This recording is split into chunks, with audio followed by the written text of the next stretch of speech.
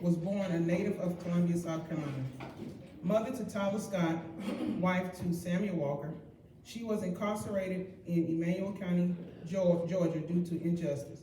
For 21 months, that resulted in staff rape. Now residing in Hazlebud, Georgia, she is a survivor to sexual violence, domestic violence during childhood, later in her adulthood rape. At the age of 44, after seeing her attacker sentenced, she chose to turn her pain into a voice speaking out against sexual violence and domestic violence. No, she isn't famous, so her trauma, like others, gets swept across someone's desk, never to be looked at again. She is now the face and voice to millions of #IAMNOLONGERSILENT victims. Stephanie Walker sits on the executive board of directors as well as the Survivors Council Board with Just Detention International for prison rape. She is the founder and CEO of #IAMNOLONGERSILENT. Certified Master Life Coach, Goal Success Life Coach, Professional Life Coach, NLP, ADHD, Childhood Psychologist, and Anger Management Specialist. National Speaker for Sexual and Domestic Violence. Her mission, breaking the silence in our communities. If you remain silent, you give that person power over you. Ladies and gentlemen, I introduce Stephanie Walker.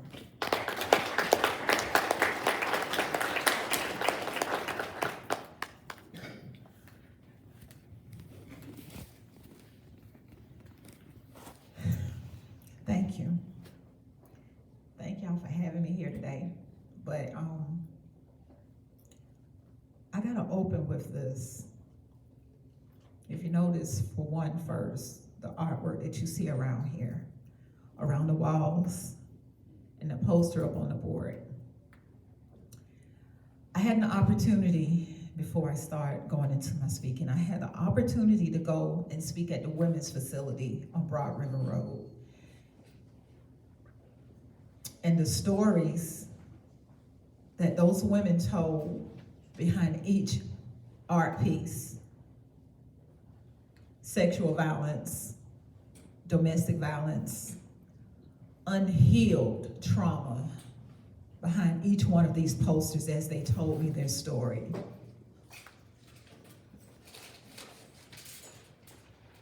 Has become a part of my journey when I travel and speak, to bring their stories beyond the wall.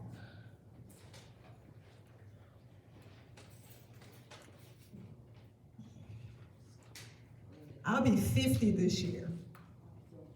50.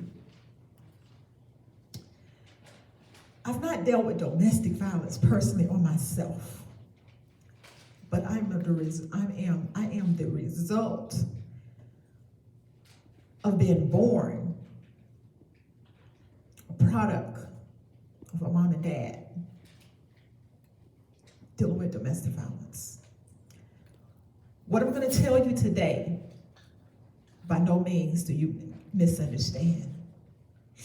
I love my mother, and I got permission from her that I was coming home to speak. I live in Georgia. This very room that I stand in right now, I have not been in it since I was a little girl in kindergarten. I've come full circle. I've been in Washington, D.C. to speak. I've been to the Capitol, where I live in Georgia, to speak, helping to write bills and get laws. But getting this call, it's like I've come back full circle. Where I'm standing at now used to be a cafeteria. And this cafeteria in kindergarten used to be a room that I came and I sat down in, and I would eat breakfast. I would eat lunch. And then I would walk back out and go walk back down and running down that little, it's like a little slope, going back down to the kids' hall. But right here in this room is where I came after being sexually abused by my mother's husband. My mother had 3 kids. She was an awesome single mother. And she raised us off the backs of her as a strong mother. And when she went to work back then in the 70s, we knew that we didn't open the door, we didn't answer a phone. But on Saturdays, we did not turn that TV on before our chores were done. So I had a good life. And then my mother fell in love. And that's where my life began to change at only 4 years old. That brought me to this very room right here. I lived across the street, which used to be Washington Carver Village. So this is very familiar territory for me.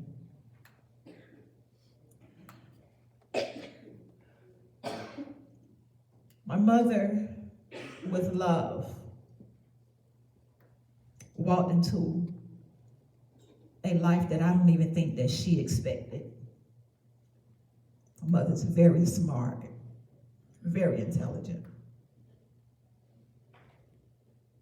But I don't think she was ready for what stood before her.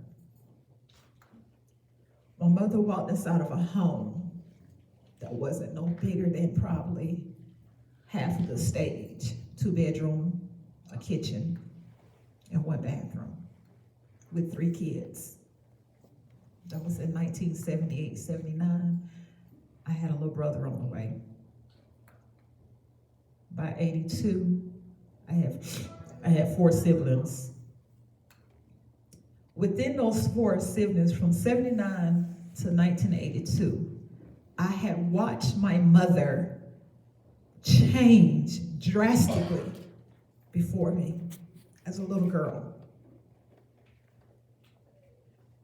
I went from that little girl that was her favorite to, it's like I didn't even exist anymore. Even though I still was her child.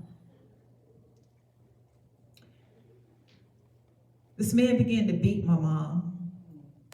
He was a drinker. Every Friday, from sun up to sundown. Friday, Saturday, Sunday, he would be down the country to his parents' house. And they would drink and they would gamble. And there was the household bill money gone. They didn't care. They waited for him to get paid. And they would call him to come down the country. And they didn't care that when he walked out of there, that when he got back home, that those bills was not going to be paid. He would come back in the house drunk. My mother would have to take the fall. And when I say take the fall, I literally mean take the fall to the ground, beating her with his fists. Every time my mother got a beating, as a little girl, I already knew what was going to happen because it became a norm that I was going to be touched because my mother would leave home for her safety, leaving her kids behind.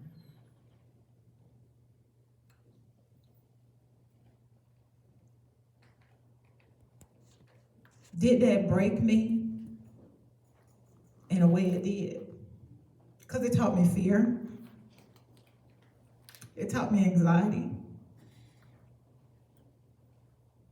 But I held on to a little something that my mother did have. And that was something that she had before the marriage to this guy. That was strength. A strong Black woman. My grandmother, her mother, a strong Black woman. Those women,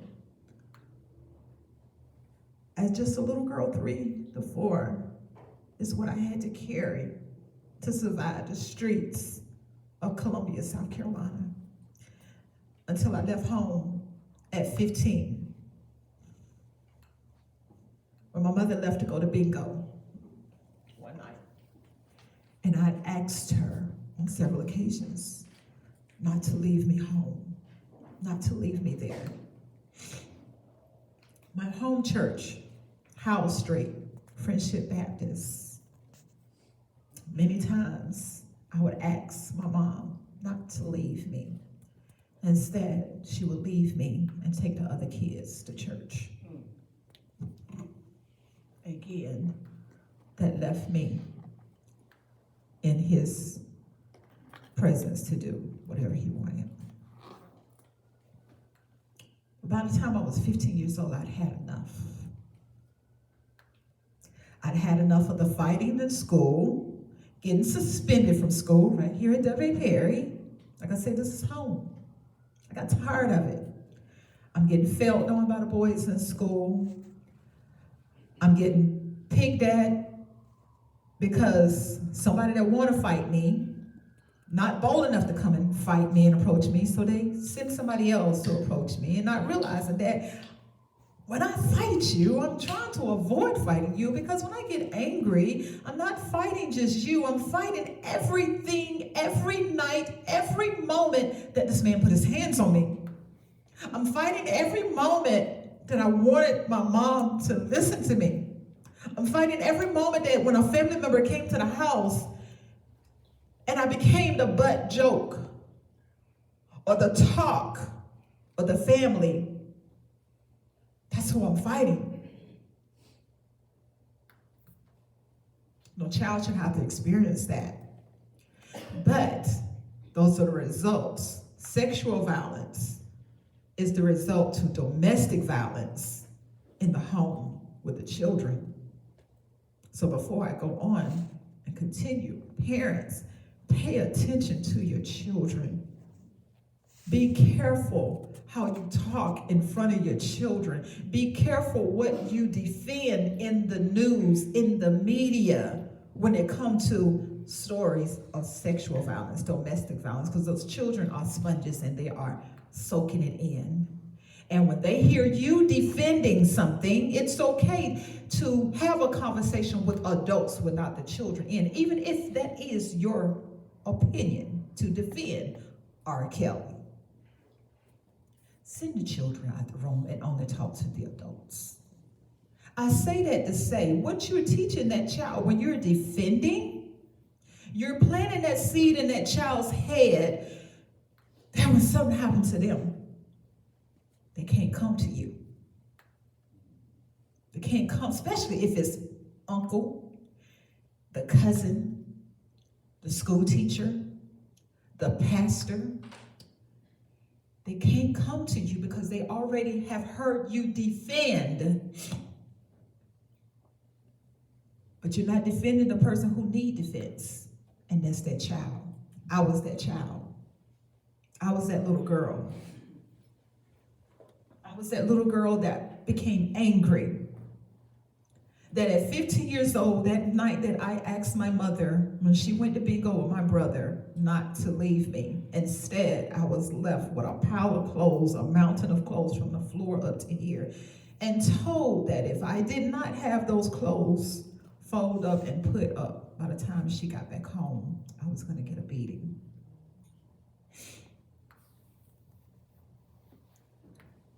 Again, it was routine in the home. So I had a sibling that no matter how many pants, how many stacks of pants I fold up, because remember I got 4 siblings.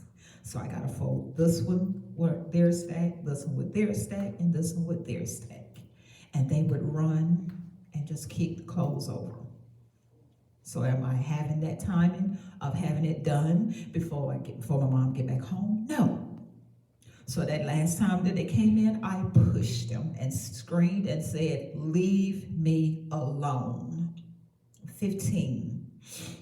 Instead, they run to their dad, who's in the bed, passed out asleep, doing what he normally do.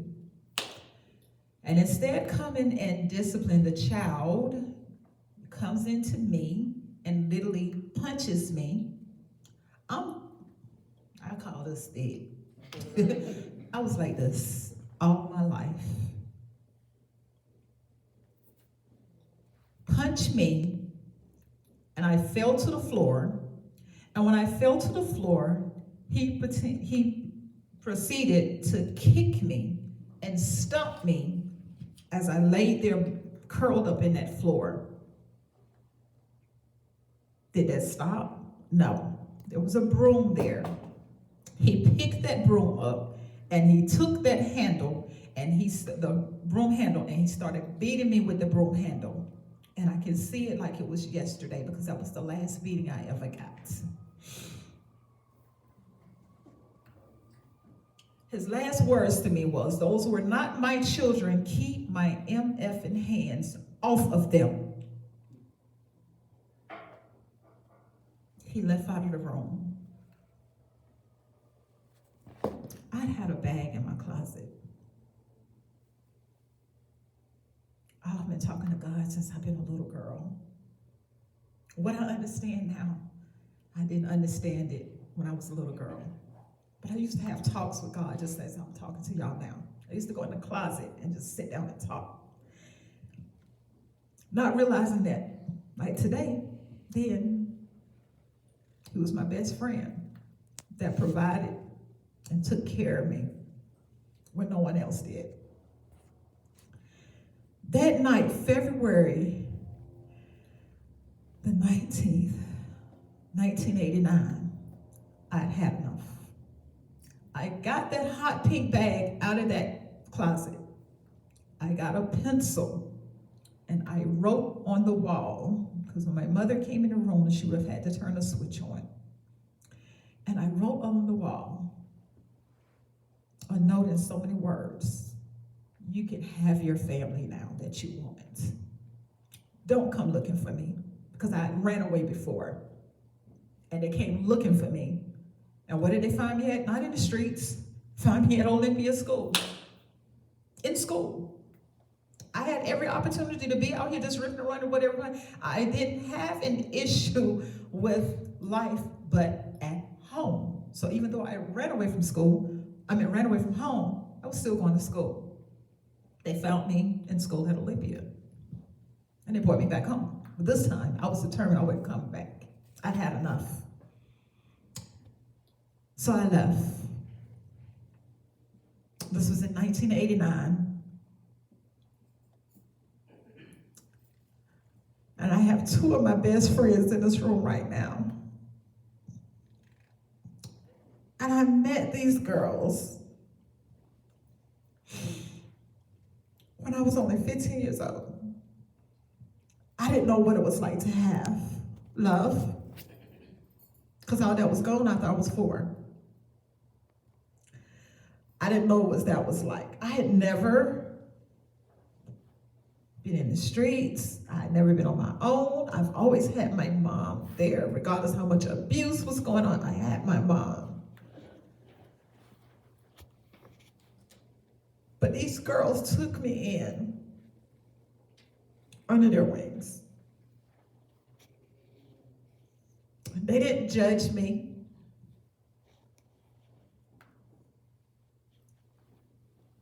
If they ate, I ate.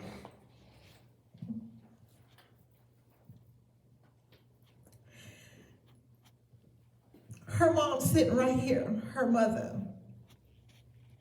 When she chastised those two girls, I got chastised too. And guess what? It felt good. It felt, excuse me about language, but it felt damn good to be chastised as a child. Sometimes I literally would just laugh it off. And I'm like, "My back," or not to say my back, but we just call it back. It was like, you know, because she did it in such a jokingly way, but we knew she meant business. All in all, and guess what?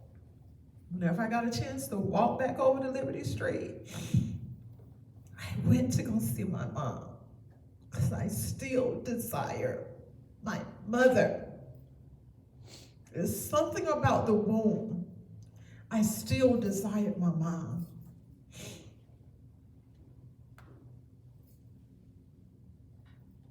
I made it out. I made it out. And I stand before you today.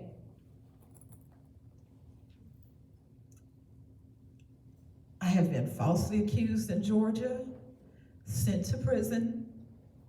I did 18 months inside of a facility. Nope, I'm sorry, 21 months. Inside a facility that I couldn't understand why I was even there.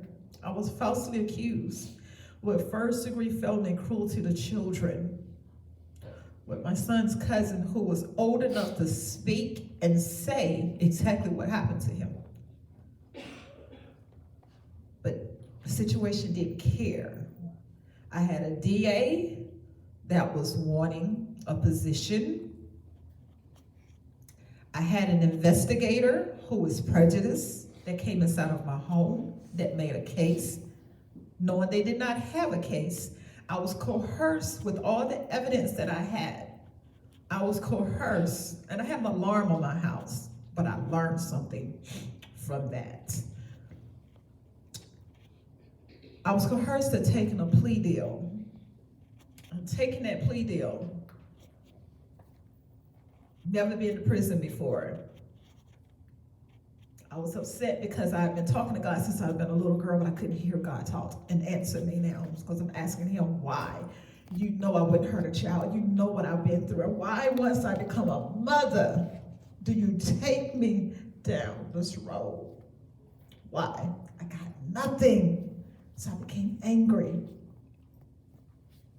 And when I went to court for sentencing, for that sentencing that day, whatever it was, my mother was in the courtroom.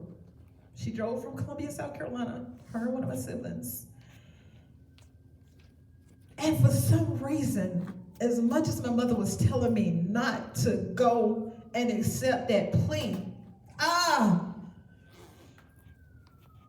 it felt like you're standing there bipolar crazy, because I had never seen my mother support me the way she was in that courtroom.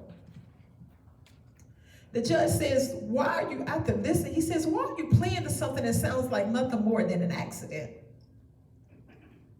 It's because the judge, because this is what my attorney telling me to do. He said, go out and be sure this is what you want to do. The attorney still tells me it's in your best interest, because if you don't do it, this judge is going to give you 10 to 20 years. Well, 10 to 20 years, my baby was only 5. He was 5. He had turned 5. I'm like, time over mother. So what did I do? I accepted the plea. Because in this plea deal, I was told that I would only get probation. Well, I didn't get probation. The judge says, because of this plea that you accepted, I can't let a case like this go out of my courtroom without some time. And he gave me 2 years to the Department of Corrections in Georgia. I walked away from my 3-bedroom, fully furnished home, didn't want for nothing. My child sitting here, awesome mother. I still couldn't understand because I still couldn't hear God.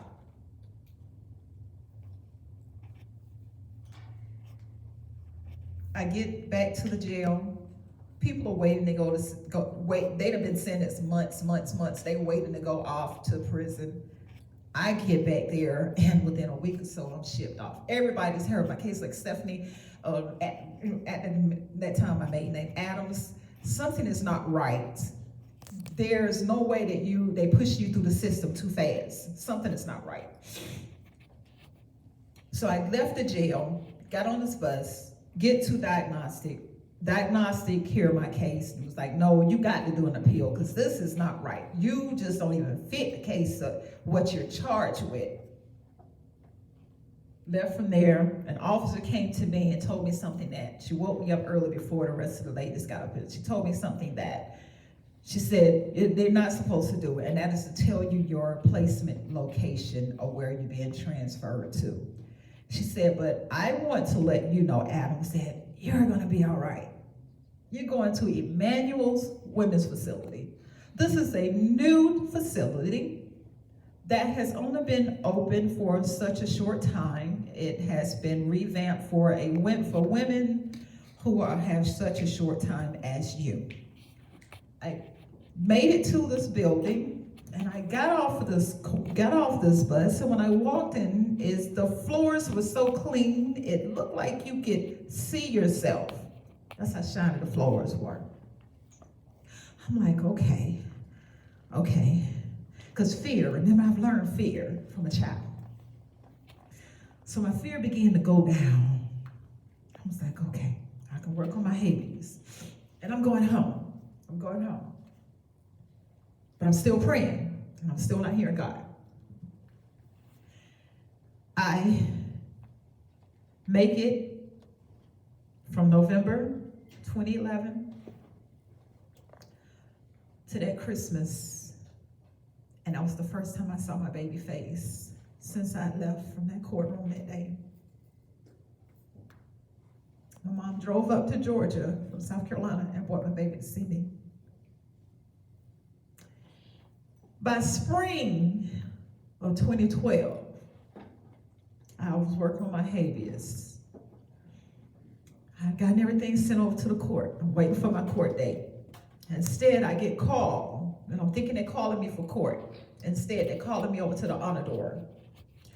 When I get over there, first I refused because I didn't want to go to the honor door and I didn't want to be transferred. I want to go home. When I pack this bed up, I want to go home. Let those who are requesting to go to the honor door, who have 4 or 5 years left, let them go, because it ain't nothing honorable that I consider honorable than that gate coming open and me going home to my child. I woke up every day with a social security number, not an inmate number. I never associated myself with the inmate number. Can't tell you the number right now today. Even as many times I had to recite it for whatever reason, I only remember what started with 250, my social security number that South Carolina gave me. I pushed through. I could not refuse to going over to the honor dorm. I had to go or go to lockup.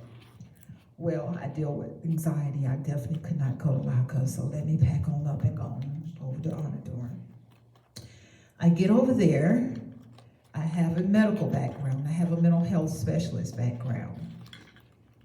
I'm called out 3 days later for a detail. Well, I don't qualify for a detail because I have a high school education. I have technical trade behind me. I have technical schooling behind me. I don't qualify for a trade. And because of my childhood stuff, I get 100% disability. When I go home, I don't have to work. Why am I called for a detail? Still, I'm praying, no answer, not hearing from God like I used to as a little girl. So I'm angry, but I'm holding on the inside. I'm angry with him, but I'm still praying because he's still my friend. I accepted the detail because, again, I had no choice. Only to eventually, the rumors that had been going around the facility became a part of my story. All the ladies in the facility respected me. They said you're not supposed to tell anybody your story when you go to prison, especially if it's pertaining to a child. Well, I told my story to everybody who was willing to listen because I was innocent. I didn't do anything wrong. So I told it to anybody who wanted to listen. I was the one who they came to when they wanted prayer. I was the one who they came to when they needed an encouraging word. But it wasn't until this day that I had to work inside of the mental health. I was the records keeper. I was only supposed to be working with the mental health nurse doing records, the GP counselor doing records and filing. It wasn't until the captain requested that Why does everyone get help but him?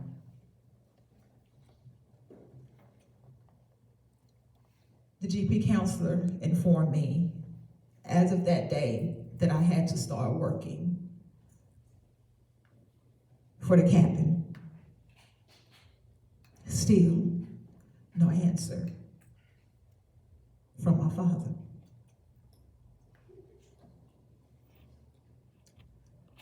That moment went to a reminder of what I dealt with as a little girl. The groping,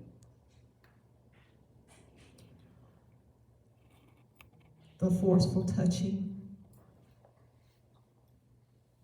Everything in me knew that I could take him down. I've defended myself all my life. I knew that I could cause harm to him. But I had one thing that was against me. I had seen too many times where he had been reported, and they only transferred him to a maximum security facility. PREA was all around the facility. Those that don't know what PREA is Prison Rape Elimination Act. When you call that number on that phone, it's supposed to go to a database, and you're supposed to report your rape. Whether it's inmate or staff does not matter. And there's supposed to be an investigation. Well, that didn't happen at Emmanuel's women's facility. They came in, they investigated, and he was the only male that was at the facility. And he was the captain. He only hired his family. So who was I going to tell what he was doing to me? He had his proteges that got up every day and put on a uniform just like me, that thought it was a joke for what they were doing with him. It wasn't until I was forcefully raped, not one time, but at this moment, every chance he got. Now, I had not been raped as a little girl, but I had been molested numerous of times. So his molestation went further, and it resulted in rape my entire stay. So I went in silence because I had no one to tell. The last time I broke my silence of being abused, sexually abused, I lost my family. I became the black sheep of the family while everybody praised him. So what am I going to do? Then we got a new warden, who was supposed to have been a fresh face to everybody there. And I thought I could tell her. This lady walked around there on that compound as if she was an AKA, because that's what she was. And if you know anything about AKAs, she walked it well, and you did not miss it as she walked those halls. And those halls was about as long as this hall is I see here. And at the end of that hall would be the double doors that would lead back to her office. Now, I'm wanting to tell her about how this man is constantly raping me. And she tells me that the only way that I could talk to her is that if I walk and talk to her in the hallways. But by the time we got down there to those double doors, the conversation ends. So again, I'm in silence. Because how do I tell you? You don't care. I was released in 2013, and I came home in silence, still praying. No one knew what I had been through. My husband today, I dated him before I was incarcerated. He didn't understand my life, who I am, when I came home. but I also couldn't tell nobody because I was being stalked and I was being threatened by the captain. He had other women that was inboxing and keeping up with every step that I made, and no one knew. It wasn't until 2015 that I saw him arrested by some women who had gotten out of prison. They were released from prison. The same ones that when I saw it, as I read it, who was his proteges, that took it as a joke. So I called the news. And I called the news and I talked to the reporter. And I told them that I was the 13th victim of his. But I did not want to talk to the Department of Correction. I would only talk to the reporter because I did not trust anyone in a uniform because of what I'd been through. There was a call that was returned. I talked to the reporter. The reporter contacted Department of Corrections. The investigator contacted me. This is 2015 Mother's Day weekend. And by that Monday, they were at my door. There was a male officer and a female officer. I'm speeding it up a little bit because I told him that I would not talk to him and he could not come to my home by himself. So he brought another female officer. What I could not understand is as I was giving him my report, the young lady stood around and was just gazing around my home like this constantly. My son is homeschooled. I had not woken him up that morning due to them coming. I let him sleep in. When he finished asking me a question, I looked at her and I'm in tears and I asked her, "Why are you looking around my home?" And she asked me, "Who live here with me?" And I said, "Me and my son and I." "What do you mean, who live with me?" Then I realized she's looking at the things in my home. And I tell her, "Ma'am, I own everything inside of my home. And it's paid for. This is mine. Don't nobody sleep in this house, sun up to sundown, but my son and I. Oh, and we do have a dog. That's it." So then I don't know. I didn't know what was going on.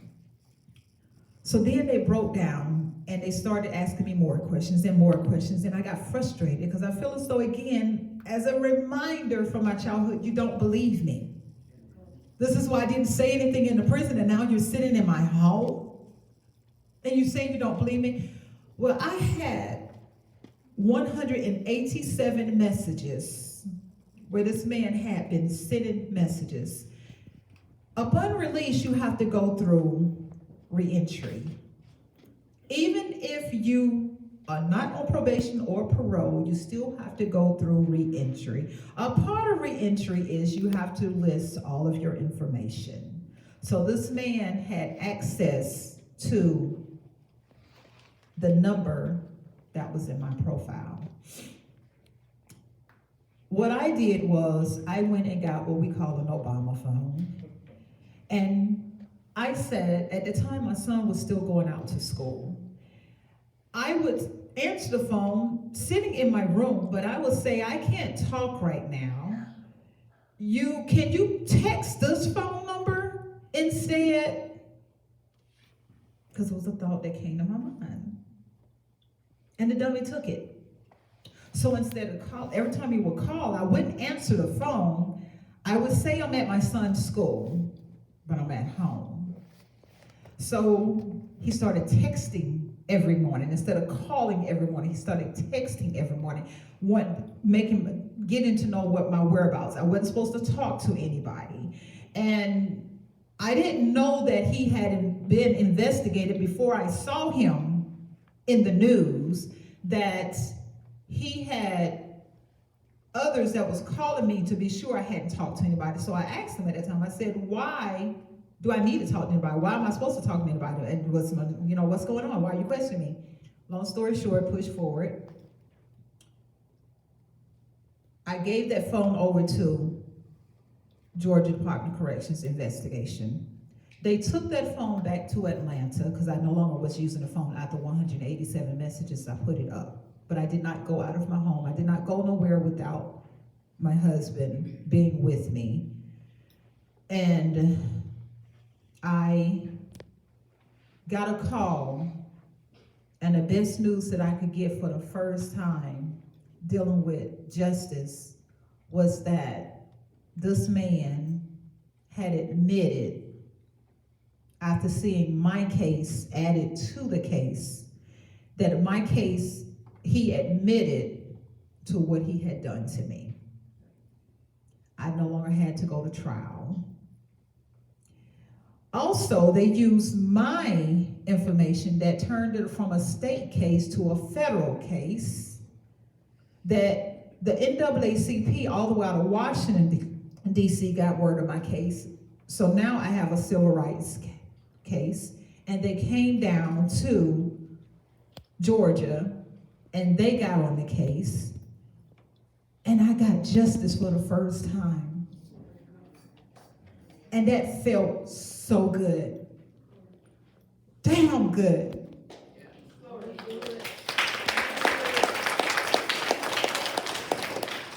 2018, he got sentenced. He has to register as a sex offender. But let me tell you how God worked. He said, Stephanie, all this time I've been quiet to you. You don't know. I chose you like Job. He said, it was no mistake in what you went through. And yeah, it hurt like hell what you went through. He said, but I had to prepare you. It's not what you did to go to that facility. It's what I got for you to do when you come out of that facility. And as I laid in that bed that night, I didn't even tell my husband. And I heard, I am no longer silent. Ah! I wrote it down. And then I sat up at night and I started calling. Once we got finished with court in Savannah, I sat up at night and I sent my story out to every news outlet that would listen to me. And my story is everywhere now. I formed hashtag I am no longer silent. And now this little girl that grew up in a home with domestic violence, this little girl that grew up in a home dealing with sexual violence due to domestic violence, is now walking inside of the White House, inside of the Capitol. The same thing, the same person that allowed all this stuff to go on in this facility, that made prayer like a joke, didn't know that God had prepared me. See, he had took me through a war, and I hadn't even put on fatigues as a little girl. You know, you got other countries where kids, they become soldiers as kids. See, God had already chose me as a little kid. I was his soldier early, and I didn't even know. So those fatigues that I put on was that prison uniform that I stepped into. Those boots that I put on that my husband put on for 25 years in the military. And he said, Cadence, guess what I said, Cadence, too? Every time I marched that compound, God was preparing me for the war that I was going to. And guess what? When I retired in 2013, when I walked out of that gate, when I retired, I put in my retirement papers. When I got my promotion, when he got his sentence, he spoke to me and gave me, I am no longer silent. Not only that, he gave me another promotion, and he didn't just sit me there.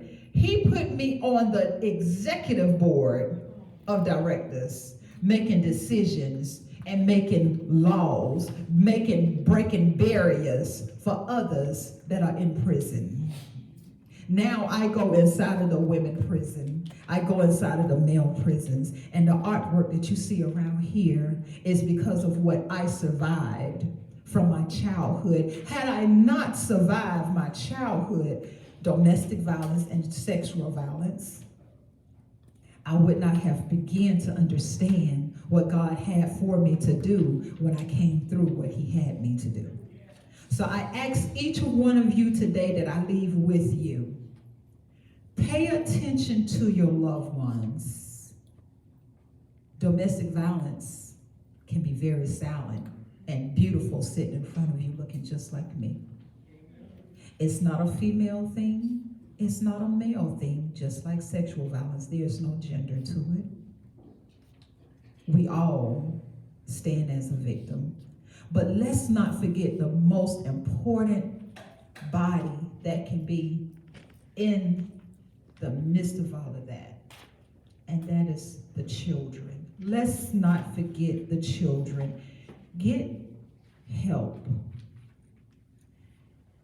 Don't be afraid to talk to your family once they have gotten out of the situation. Not just get them help, but get those babies some counseling so that when they grow up, they don't go through the system not knowing how to get through the system.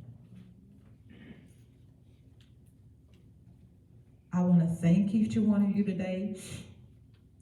This is short for me, but I wanted to impact as much as I could and sum it up and wrap it all back into just one, and just show you how we can survive if we fight the fight.